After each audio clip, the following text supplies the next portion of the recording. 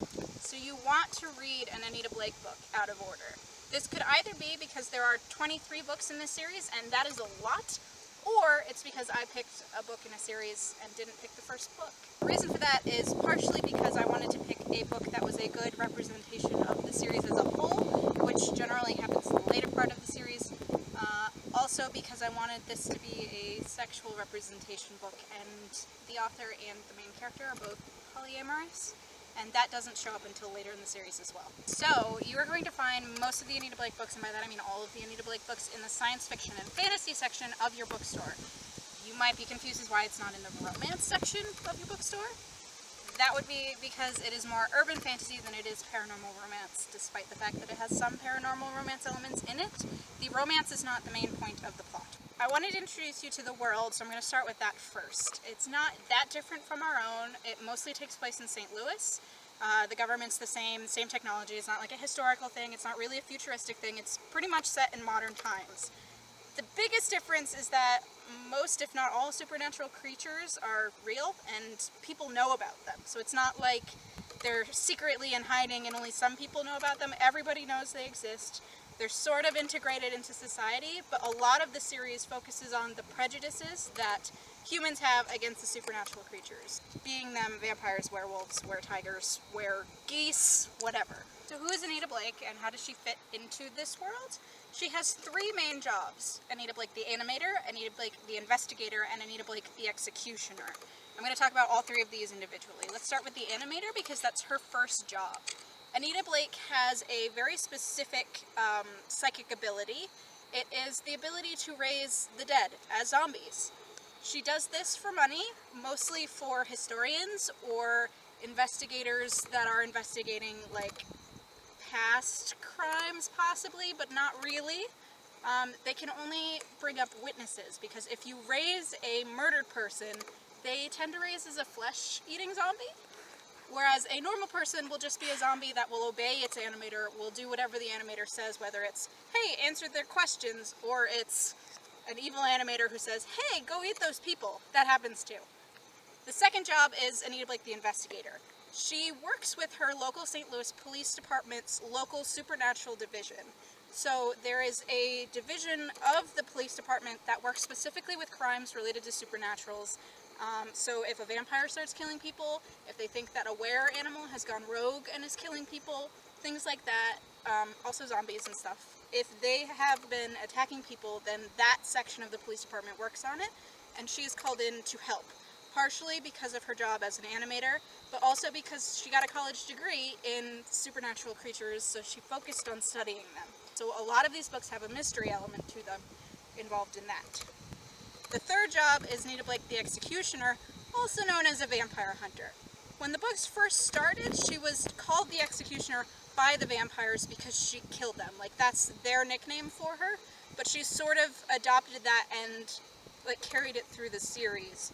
As the books went on and the laws sort of caught up with the fact that there's all these supernatural creatures, she was actually sort of grandfathered into what is called the Marshal Program. She's now a U.S. Marshal who has to get like a legal document in order to kill vampires, werewolves, whatever.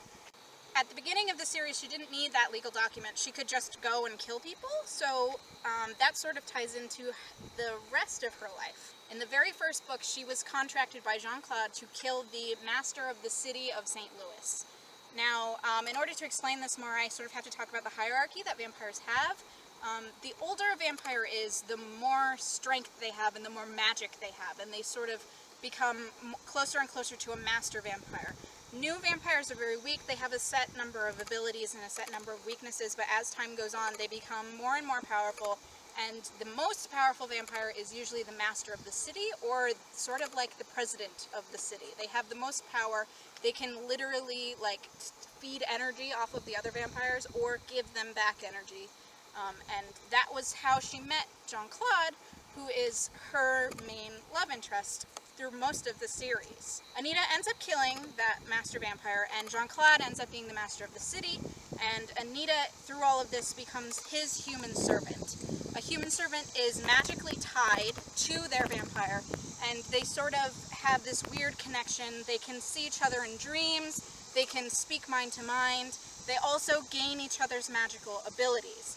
Jean-Claude was created by a vampire whose magical abilities was based around sex. She's called Belle Morte, the beautiful death. And so his magical powers sort of all have to do with sex. He's very beautiful.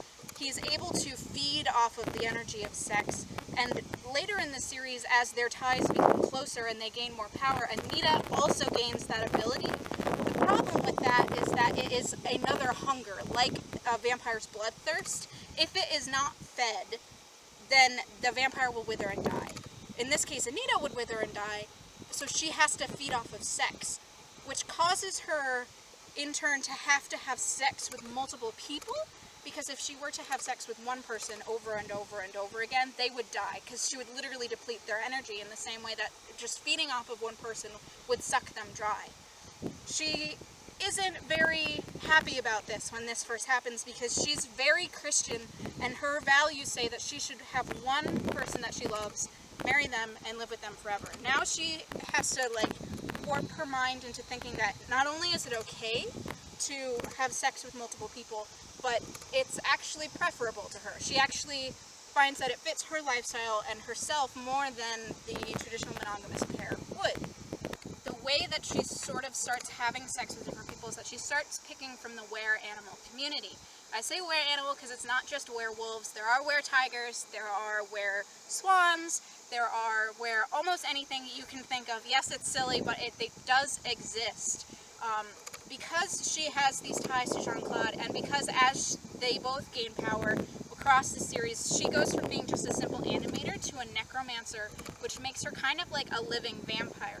She herself then gains servants in the form of animals to call. Vampires that are strong often have one animal inside them that they can control, be it the animal itself or the were-animal community. Jean-Claude's are werewolves, so he has a lot of wolves in his bodyguards and stuff because they sort of are attracted to him, not sexually, but power-wise. Anita, on the other hand, gained animals to call in tandem with the amount of lycanthropy that she had in her. The first time that she was exposed to lycanthropy, she was exposed by a chimera who had multiple different forms of were-animals, and from that, every time she is then exposed to lycanthropy, she gains a new animal to call.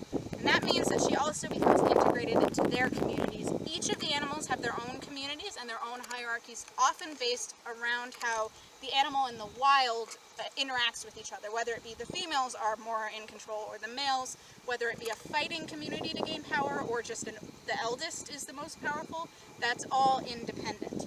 I'm telling you this because this specific book, Skin Trade, focuses a lot on the were-animal community and their relations, specifically the were-tigers.